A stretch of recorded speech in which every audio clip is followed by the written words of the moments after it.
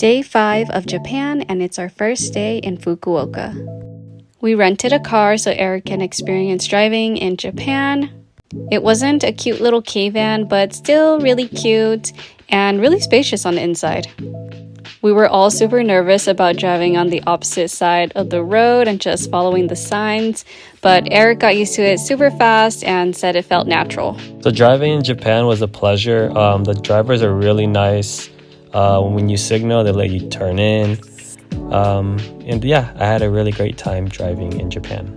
We did a day trip to Yanagawa, and our first stop was this udon shop. This place was so good. I would definitely come back here again. The shining star was definitely their noodles though. Oh my gosh, it was so chewy and delicious.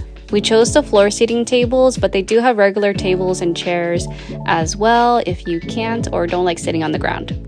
Next up, we headed to Yanagawa Canals for a boat ride, and it was such a sunny and hot day, so we rented these hats. The ride was about an hour long, and we went under so many of these bridges, which was really cool and fun. And overall, it was such a peaceful and beautiful experience. I low-key wanted to take a nap because of how calm and peaceful everything was. And as we enter mid-November, the trees finally started to change colors.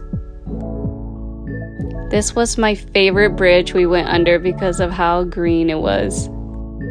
All of the boat rides are only one way, and then you have to take a shuttle back, but we decided to walk back instead and enjoy the views. And I'm so glad we did, because along the way we smelled something so delicious and we looked it up, and it happened to be the unagi restaurant, which was on our list of places to eat at. I had no idea how beautiful this place would be. You had to take your shoes off and put on some slippers, and they took us to another room with this beautiful view of a garden, and it was also floor seating, which was really fun. It's just a floor seating dining type of day for us.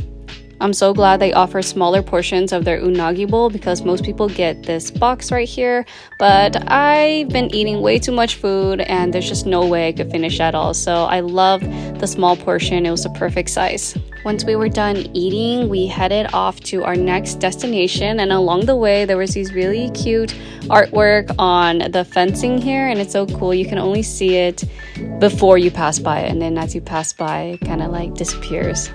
We headed to the Yame Central Tea Plantation, and I'm not sure if we were supposed to take this bumpy dirt road here because later on there was an actual paved road, but we were just following whatever Google told us.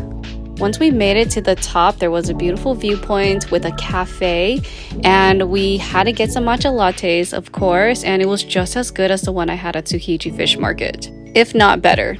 Since the sun was still so high up for pictures, we just sat around and waited for it to go down and behind the clouds a bit, took some really nice photos, and then we headed out. That's pretty much the end of day 5. Look at this beautiful sunset on the way back home.